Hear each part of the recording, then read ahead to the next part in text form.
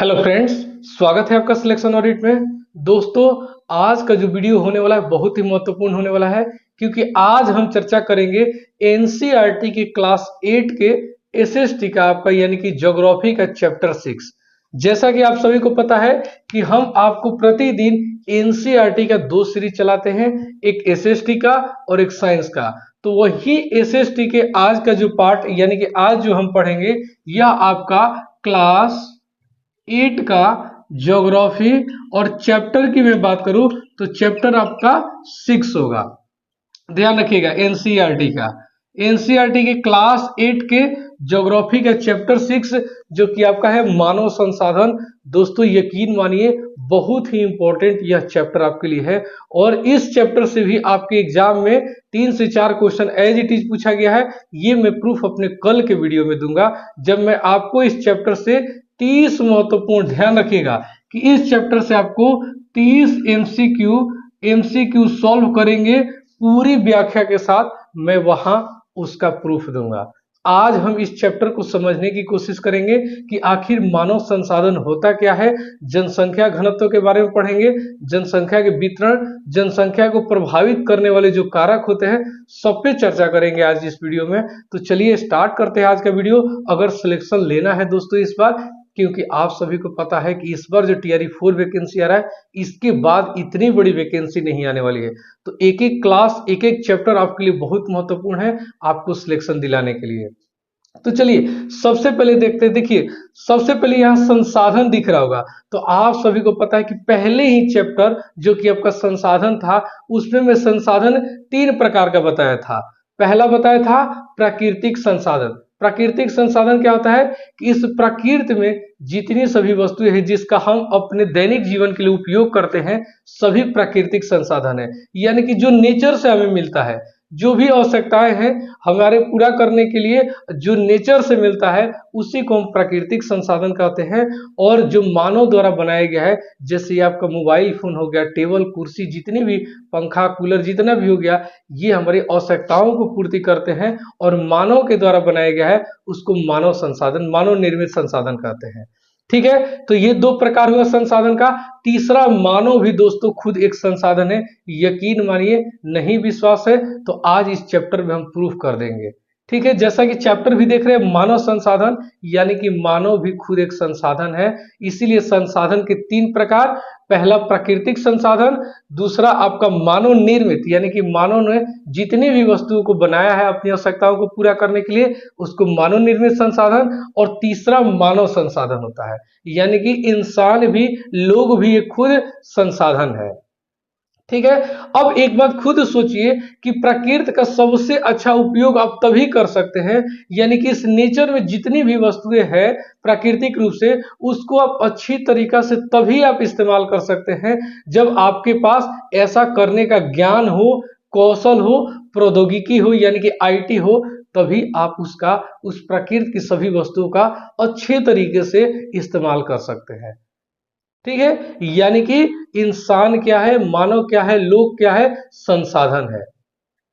मानव ही सबसे बड़ा संसाधन है दोस्तों। यकीन नहीं होगा आपको, लेकिन ये सच है और आपकी एनसीईआरटी में दिया हुआ है कि मानव ही सबसे बड़ा संसाधन है। मैं पहला पॉइंट लिख रहा हूं, याद रखिएगा कि मानव सबसे बड़ा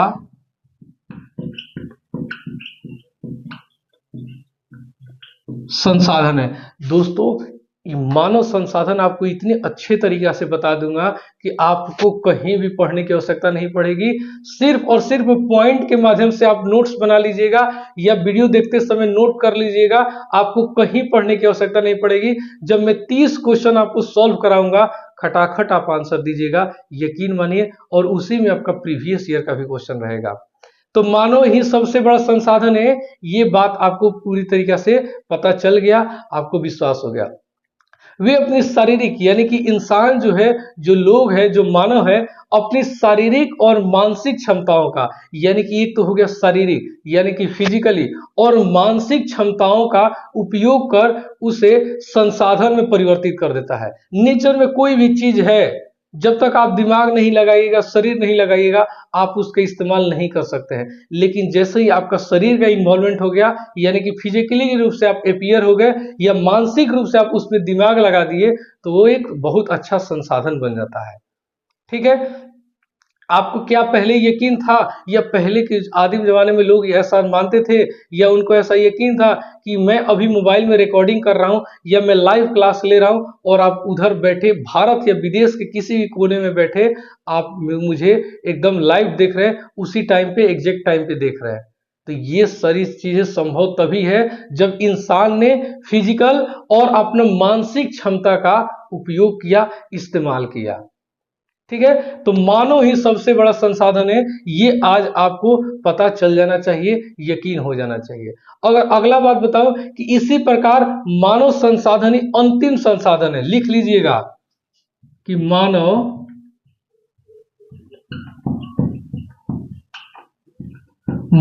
संसाधन ही अंतिम संसाधन है।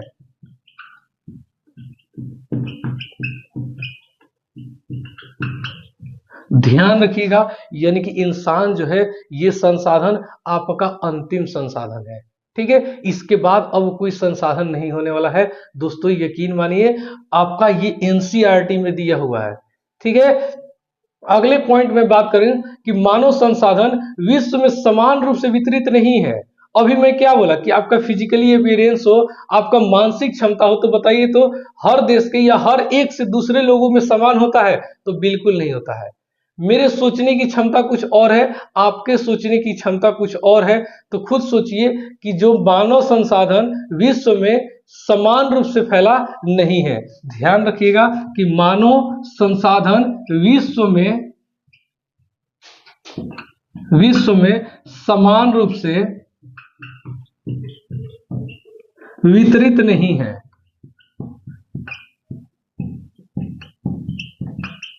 ठीक है, यानी कि आपको यकीन होना चाहिए, आपको ये पता होना चाहिए कि मानव संसाधन विश्व में समान रूप से वितरित नहीं है। आप खुद बताइए कि अगर मैं इसका फैक्टर बताऊं तो शिक्षा, क्या हर देश का, देखिए मैं एक से दूसरे लोगों की बात नहीं कर सकता क्योंकि हम यहाँ मानव संसाधन पढ़ रहे हैं और एनसीईआरटी बुक पढ़ रहे हैं, तो एक से दूसरे लोग खुद देश में खुद घर में हम नहीं पढ़ सकते, हम विश्व और पूरे देश की बात करेंगे।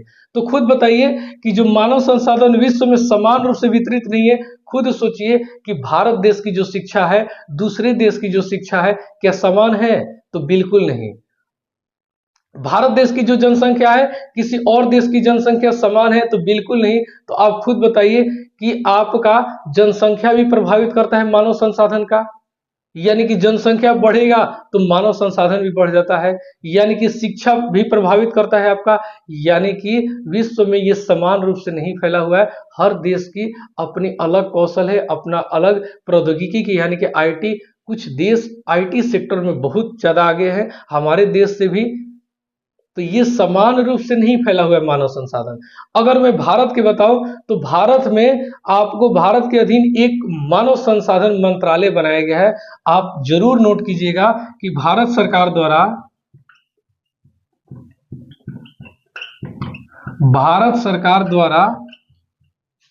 मानव संसाधन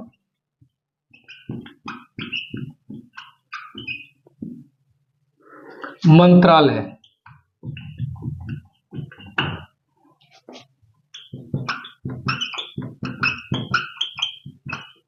यानी कि सोचिए कि मानव संसाधन का इतना इंपॉर्टेंस है कि भारत सरकार द्वारा मानव संसाधन के लिए एक मंत्रालय बनाया गया है। और मैं ये मंत्रालय की बात करूं तो 1985 ईस्वी में, ध्यान रखिएगा 1985 ईस्वी में इसको बनाया गया था इस मंत्रालय को। और इस मंत्रालय का सिर्फ और सिर्फ एक ही उद्देश्य था कि इस देश के युवाओं को कौशल प्रदान करना, उन्हें प्रौद्योगिकी में आगे यानी कि नवाचार में आगे बढ़ाना, उनके ज्ञान का कौशल बढ़ाना, ये उद्देश्य होता है मानव संसाधन मंत्रालय का, जो कि 1985 ईस्वी में बनाया गया था। ये आपसे क्वेश्चन पूछ सकता है, नोट डाउन कर लीजिएगा।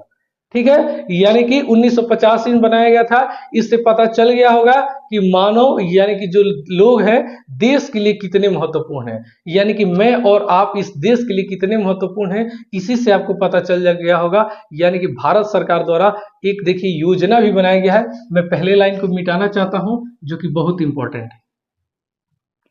ठीक है,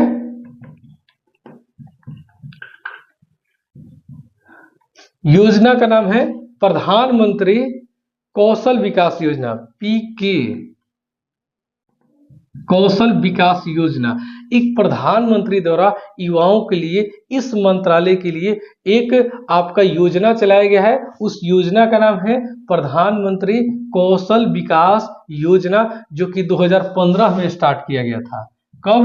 2015 में। और इसका टारगेट क्या था कि 2016 से 2020 तक, 2016 से लेकर स्टार्ट किया गया था दोस्तों 2015 में। टारगेट था कि 2016 से लेकर 2020 तक देश के सभी युवाओं को प्रशिक्षित करना, ट्रेनिंग देना। ध्यान रखिएगा, प्रशिक्षित करना, ट्रेनिंग देना, उनकी ज्ञान के कौशल को आगे बढ़ाना, नवाचार को आगे बढ़ाना, आईटी सेक्टर में आगे बढ़ाना। यानी कि ये इस आपका प्रधानमंत्री कौशल विकास योजना का उद्देश्य था, जो 2015 में स्टार्ट किया गया था और 16 से 20 तक टारगेट रखा गया था। ठीक है, याद रखिएगा, इंपॉर्टेंट है। अब चलिए मैं अगले पॉइंट की बात करता हूं। अब देखिए मैं अगले पॉइंट पे, अभी तो मानव संसाधन हम लोग पूरी अच्छे से चर्चा कर लिए कि मानव संसाधन क्यों आवश्यक है, मानव संसाधन क्या है। अब आइए इसकी इंपॉर्टेंस के बारे में, इसके महत्व के बारे में जानते हैं कि मानव संसाधन का आखिर महत्व क्यों है, आखिर आवश्यकता पड़ा तो पड़ा क्यों। ठीक है, इन सब पे चर्चा करेंगे। तो सबसे पहला पॉइंट हम लेते हैं, यानी कि इस इंपॉर्टेंस के अंदर जो आपका पहला पॉइंट है कि राष्ट्रीय विकास में योगदान। ध्यान रखिएगा, राष्ट्रीय विकास में योगदान। नाम से ही दोस्तों आपको पता चल रहा होगा कि राष्ट्रीय यानी कि हमारे देश के विकास में योगदान देना। खुद सोचिए कि हमारे युवक जो है, हमारी जो युवा पीढ़ी है, अगर कौशल नहीं होगा, इनके अंदर ज्ञान नहीं होगा, प्रौद्योगिकी नहीं होगा, तो हमारे राष्ट्र का विकास नहीं हो सकता है।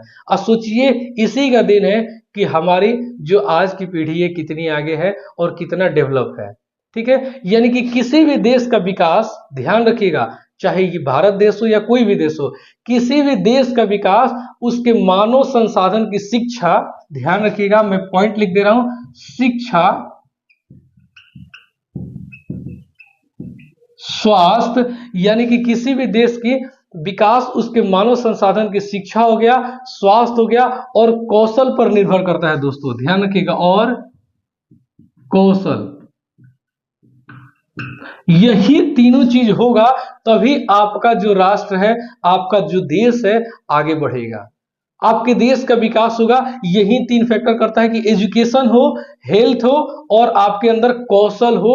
ध्यान रखिएगा, तभी आपका राष्ट्र यानी कि आपका देश विकास कर सकता है।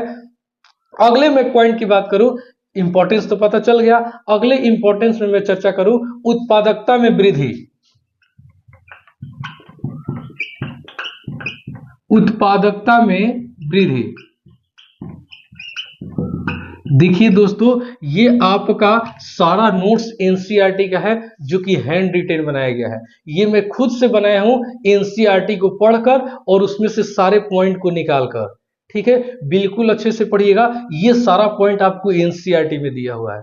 ठीक है, उत्पादकता में वृद्धि, खुद सोचिए कि अगर शिक्षा ना हो, कौशल ना हो, यानी कि आप अच्छे से प्रशिक्षण नहीं दीजिएगा युवाओं को या हमारे देश के किसानों को, तो सोचिए उत्पादकता में कैसे वृद्धि होगी। चाहे आप कोई भी उत्पादकता की बात कर लें, प्रौद्योगिकी क्षेत्र में कर लें या आप कृषि में कर लें, अगर प्रशिक्षित नहीं होगा। इसीलिए आप लोग देखते होंगे कि सरकार के द्वारा विभिन्न योजनाओं किसान के लिए किया जाता है, उर्वरक का, कीटनाशक के छिड़काव के लिए उनको ट्रेनिंग दिया जाता है, उनको बताया जाता है कि फसल कैसे उपजाए, फसल कैसे बोए, कब जुताई करे, कब सिंचाई करे, इन सब के लिए प्रशिक्षण दिया जाता है। सभी लोगों को पता होगा, यानी कि उत्पादकता में वृद्धि बढ़ाने पे भी फोकस रहता है, यानी कि इंपॉर्टेंस है ध्यान रखिएगा, अगर प्रशिक्षण नहीं दिया जाएगा तो उत्पादकता में वृद्धि नहीं होगा। ठीक है, जनसंख्या बढ़ रहा है, उत्पादकता में वृद्धि नहीं होगा, तो सोचिए हमारा राष्ट्र आगे नहीं जाकर पीछे आने लगेगा। इसीलिए जरूरी होता है, इंपॉर्टेंस है ये आपका उत्पादकता में वृद्धि। मानव संसाधन का एक इंपॉर्टेंस में आता है उत्पादकता में वृद्धि, और इसी के लिए सरकार यानी कि जो हमारी मंत्रालय है, मानव संसाधन मंत्रालय, बहुत सारी योजनाएं चलाती है। अगला मैं पॉइंट करूं कि नवाचार और प्रौद्योगिकी। नवाचार और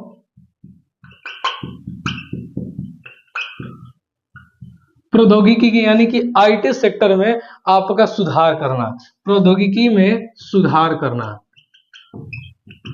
देखिए दोस्तों, सिर्फ और सिर्फ यही दोनों पॉइंट है, तीनों पॉइंट है कि अगर आप बताइए कि युवाओं को या देश के लोगों को, मैं लोगों की बात करूं, मानव की बात करूं, कि मानव को अगर आप शिक्षा नहीं दीजिएगा, कौशल नहीं दीजिएगा, तो सोचिए नवाचार कहां से होगा। नई नई आपके सामने बहुत सारा टेक्नोलॉजी दिख रही है। ठीक है, ये सब किसका देन है? ये सब सिर्फ और सिर्फ आपके कौशल का, आपकी मानसिक क्षमता का सारा देन है। यानी कि अगर नई खोज नहीं होगा, नई तकनीकी विकास नहीं होगा, तो देश, हमारा राष्ट्र आगे नहीं जा सकता है। इसीलिए मानव संसाधन में ये भी एक बहुत ही अहम भूमिका निभाता है। ठीक है, तो ये देखिए हमारा था मानव संसाधन के इंपॉर्टेंस के बारे में। अगला पॉइंट हम पढ़ेंगे, अगला पॉइंट आपका एनसीईआरटी में दिया हुआ है, जनसंख्या का वितरण। ठीक है, सबसे ज्यादा फैक्टर करता है मानव संसाधन में आपका जनसंख्या, जो कि इस चैप्टर पे बहुत ज्यादा फोकस किया गया है। अब हम जनसंख्या वितरण के बारे में पढ़ेंगे। जनसंख्या वितरण, जनसंख्या घनत्व, किस देश की कितनी जनसंख्या है, और आपका कि जनसंख्या को प्रभावित करने वाले कौन कौन से फैक्टर है, सब पे चर्चा करेंगे। आइए स्टार्ट करते हैं। ठीक है, देखिए अगला पॉइंट है हमारा जनसंख्या वितरण। यानी कि आप सभी को पता होगा कि विश्व में जनसंख्या जो है असमान रूप से फैला हुआ है। क्या है कि विश्व में जनसंख्या, मैं पहले पॉइंट की बात करूं तो विश्व में जनसंख्या जो है असमान रूप से,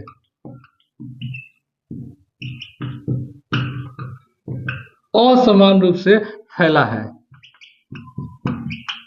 यानी कि जो जनसंख्या का वितरण है विश्व में असमान रूप से है। हर देश का अलग जनसंख्या है, कहीं का ज्यादा है, कहीं का कम है, कहीं का एरिया कम है फिर भी जनसंख्या ज्यादा है।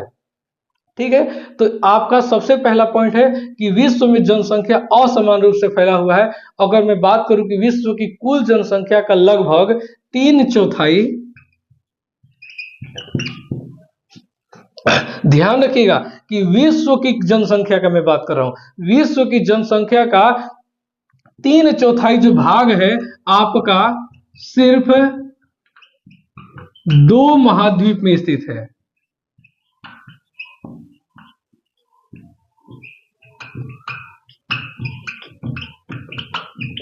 सुनकर आश्चर्य लगा, लेकिन हर 4 पे 3 आदमी जो है आपका सिर्फ और सिर्फ 2 महाद्वीप में है। पहला है एशिया, दूसरा है अफ्रीका। नाम नोट कर लीजिएगा, आपके एग्जाम के लिए बहुत इंपॉर्टेंट है। पहला मैं बात करूं एशिया, अगर मैं दूसरे महाद्वीप की बात करूं अफ्रीका। यानी कि देश के, या सॉरी देश नहीं, विश्व के कुल जनसंख्या का 3/4 भाग जो है, यानी 3/4 जो जनसंख्या है, ये सिर्फ और सिर्फ 2 महाद्वीप जो कि एशिया और अफ्रीका में निवास करती है। ध्यान रखिएगा। और अगर मैं बात बताऊं कि विश्व के 60% लोग केवल 10 देशों में रहते हैं। एनसीईआरटी में ये फैक्ट दिया हुआ है, इसको आप लोग जरूर नोट डाउन कीजिएगा, जरूर स्टार मार्क दीजिएगा। ठीक है, पहला पॉइंट 3/4 भाग सिर्फ 2 महाद्वीप में। अगर मैं बात बताऊं कि विश्व के कुल जनसंख्या का 60% लोग जो है, यानी कि विश्व के कुल जनसंख्या का 60% लोग सिर्फ 10 देशों में निवास करते हैं, 10 देशों में निवास करते हैं। ध्यान रखिएगा, यानी कि 60%, यानी कि इस पूरे जनसंख्या का, यानी कि 60%, यानी कि हर 100 में से 60 जो लोग हैं सिर्फ 10 देशों में निवास करते हैं। ठीक है, याद रखिएगा, बहुत इंपॉर्टेंट पॉइंट है। अब चलिए, ये आपका जनसंख्या का वितरण हो गया कि जनसंख्या की कहां कहां कितने भागों में बटा हुआ है। अब आइए हम लोग बात करते हैं जनसंख्या घनत्व के बारे में, यानी कि डेंसिटी के बारे में, पॉपुलेशन डेंसिटी के बारे में, कि विश्व की डेंसिटी कितनी है, जनसंख्या घनत्व कितना है, हमारे देश का घनत्व कितना है, और हमारे देश में किस राज्य में सबसे अधिक जनसंख्या घनत्व है, जहां से आपके टीआरई 3 में या टीआरई 1 में क्वेश्चन पूछा गया था। तो चलिए अगला पॉइंट देखते हैं। तो चलिए दोस्तों, अगला पॉइंट पढ़ते हैं जनसंख्या घनत्व। जनसंख्या वितरण पढ़ लिए, यानी कि जनसंख्या कहां कहां कितने रूपों में कितने भागों में फैली हुई है उसको पढ़ लिए। अब पढ़ते हैं जनसंख्या घनत्व डेंसिटी के बारे में। यानी कि आपको यकीन नहीं होगा कि पृष्ठ, आप थोड़ा सा ध्यान दीजिएगा, पॉइंट एनसीईआरटी में दिया हुआ है कि पृथ्वी पृष्ठ के एक इकाई क्षेत्रफल पे रहने वाले लोगों की, यानी कि प्रति वर्ग किलोमीटर क्षेत्रफल पर रहने वाले लोगों की जो संख्या होती है, इसी को जनसंख्या घनत्व कहते हैं। याद रखिएगा कि प्रति वर्ग किलोमीटर पर रहने वाले लोगों की जो संख्या होती है, इसी को जनसंख्या घनत्व कहते हैं। याद रखिएगा, आपका डायरेक्ट क्वेश्चन पूछ लिया जाता है। अगर मैं संपूर्ण विश्व की बात करूं, विश्व का औसतन जो जनसंख्या है घनत्व है, विश्व का औसत जनसंख्या घनत्व, यानी कि विश्व का औसत एवरेज जो जनसंख्या घनत्व है, यह आपका है 51 व्यक्ति प्रति वर्ग किलोमीटर है। कितना? 51 व्यक्ति प्रति वर्ग किलोमीटर है। याद रखिएगा दोस्तों, बहुत ही इंपॉर्टेंट पॉइंट है। देश का तो आपको पता है क्वेश्चन पूछता ही है, लेकिन हो सकता है विश्व का पूछ ले कि विश्व का औसतन जनसंख्या घनत्व कितना है। तो ध्यान रखिएगा 51 व्यक्ति प्रति वर्ग किलोमीटर है। वही मैं बात करूं, ये डेटा देखिए एनसीईआरटी में दिया हुआ है, आपको यकीन नहीं होगा, आप एक बार एनसीईआरटी जरूर देखिएगा। एनसीईआरटी में दिया हुआ है, ध्यान रखिएगा। पिछले चैप्टर में मैं पढ़ाया था, उसमें भी एक आदमी कमेंट किए थे कि सर डेटा ये है, आप ये बताएं। तो देखिए दोस्तों, एनसीईआरटी के मैं हिसाब से बता रहा हूं। अगर आप करेंट में प्रतिदिन हर चीजें बदल रही है, आपको पता होगा कि करेंट में जो भारत की जनसंख्या है चीन से भी आगे निकल गया है। लेकिन देखिए दोस्तों, जब तक जनगणना नहीं हो जा रहा है, तब तक हमारा आंसर जो होगा चीन ही होगा, भारत नहीं होगा। ध्यान रखिएगा। अगर वही पूछ लेगा कि वर्तमान में इस डेटा के हिसाब से, यानी कि एक कोई संस्था है, उसने जो जनसंख्या का काउंटिंग कराया, उसके हिसाब से जो मतलब कि प्रथम जो है विश्व में कौन है, तब आप वहां आंसर दे सकते हैं। लेकिन आपका ज्योग्राफी का पार्ट हो तो वहां आपको आंसर वही देना होगा जो आपको एनसीईआरटी में दिया हुआ है। ठीक है, तो ध्यान रखिएगा कि विश्व का औसतन जनसंख्या घनत्व 51 व्यक्ति प्रति वर्ग किलोमीटर है। वही मैं भारत की बात करूं तो भारत में जो है 382 आपका 382 व्यक्ति प्रति वर्ग किलोमीटर है। ध्यान रखिएगा, 382 व्यक्ति प्रति वर्ग किलोमीटर है हमारे देश का जनसंख्या घनत्व। तो दोस्तों, जनसंख्या घनत्व से संबंधित यही सिर्फ 2 पॉइंट आपके एनसीईआरटी में दिया हुआ था। अब कल जो हम पढ़ेंगे, यानी कि इसका जो पार्ट 2 पढ़ेंगे, ध्यान रखिएगा, इसको हम 2 पार्ट में कंप्लीट कर रहे हैं, क्योंकि काफी लंबा चैप्टर है और वीडियो 1 घंटे से ऊपर भी जा सकता है। तो इसलिए छोटा छोटा पार्ट करके पढ़ेंगे, इत्मीनान से पढ़ेंगे। अभी एग्जाम में टाइम है, ध्यान रखिएगा। ज्यादा हड़बड़ाइए नहीं, आराम से पढ़िए, लेकिन समझते हुए पढ़िए। आज मैं जितना पढ़ाया हूं, जितना डेटा दिया हूं, इसमें से आपका क्वेश्चन गलत नहीं होना चाहिए। ठीक है, तो ध्यान रखिएगा। ये हमारा पार्ट 1 था। पार्ट 2 में हम पढ़ेंगे कि जनसंख्या को प्रभावित करने वाले कारक, यानी कौन कौन सा ऐसा फैक्टर है जो जनसंख्या को प्रभावित करता है। वहां से भी आपके टीआरई में क्वेश्चन पूछा गया है, ध्यान रखिएगा, इंपॉर्टेंट क्वेश्चन है। ठीक है, तो चलिए आज के वीडियो में बस इतना ही। जितने नए लोग हमारे चैनल से जुड़े हुए हैं, हम आपके प्रतिदिन, आपको नहीं पता होगा, प्रतिदिन आपको एसएसटी यानी कि एनसीईआरटी का 6, 7, 8 आज 8 भी कंप्लीट ऑलमोस्ट हो गया है 90%, यानी कि 3 आपका बुक कंप्लीट हो गया है। साइंस की मैं बात करूं तो आपका 6, 7, 8 कंप्लीट हो गया है। 9th का चैप्टर आपका चल रहा है 3, जो कि आज रात में चैप्टर 3 का 30 मोस्ट इंपॉर्टेंट क्वेश्चन जो कि आपका प्रीवियस ईयर क्वेश्चन के साथ होगा, उसको प्रैक्टिस के तौर पर व्याख्या के साथ सॉल्व करेंगे। और प्रतिदिन रात 9 बजे जीएस का प्रैक्टिस सेट चलता है। दोस्तों इस सेट को तो आप लोग छोड़िएगा नहीं, जीएस का प्रैक्टिस सेट चलता है, ध्यान रखिएगा, रात 9 बजे प्रतिदिन 30 महत्वपूर्ण क्वेश्चन को, आज से मैथ को भी हम इंक्लूड किए हैं, यानी कि 30 से 35 क्वेश्चन प्रतिदिन हम आपके लिए जीएस का प्रैक्टिस सेट लाइव लेकर आते हैं। तो अगर आप हमारे चैनल से पहली बार जुड़े हैं तो चैनल को सब्सक्राइब जरूर कीजिए और अपने दोस्तों के साथ शेयर जरूर कीजिएगा। तब तक के लिए धन्यवाद।